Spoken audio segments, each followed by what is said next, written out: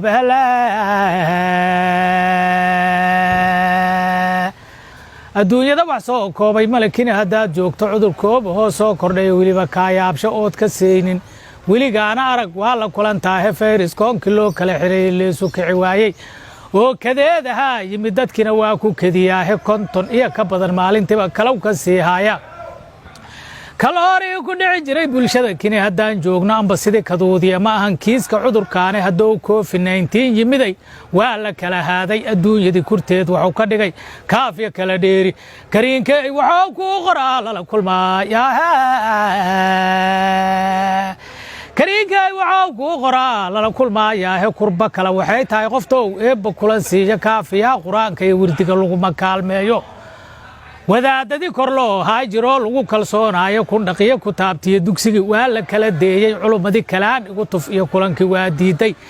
kaadiradii waxdaa wey jirana loola kici maayo nafta waxay ku kuurkuursatay malaha kaalmaati dowladii wax kayday jiroo naga kufroonaayo warshadaha kaniiniga lahay aaba kari waayey uyuu kaa karaan tiil ku jira kaydna uma yaallo kariinkay wuxuu kuu qoraa lala kulmaaya kariinkay wuxuu kuu qoraa lala kulmaayaahe karoonahayo soomaalidan wada kabaabyaysan karoonahayo soomaalidan wada kabaabyaysan ee kuftaya colaadaha ku jabay welina kooraysan uyuu koonka soo kaban haddow kani ku sii faafo wacyigelintana ay kooban tahay waa kabaalbirane ilaahow adaa kaamile kaliyo hooweyn adigaana kaalmay karoon kaa codsanayaahe karinkayna meelaan ahayn koorta uga yeeri kariinkay wuxuu kuu qoraa lala kulmaaya